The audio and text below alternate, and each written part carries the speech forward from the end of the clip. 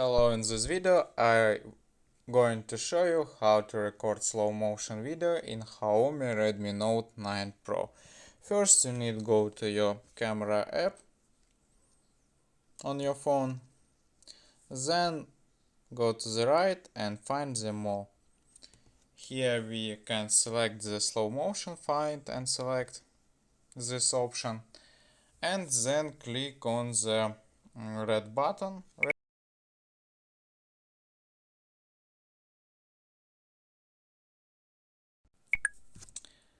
And this all, we can record slow motion video in XIAOMI Redmi Note now Pro.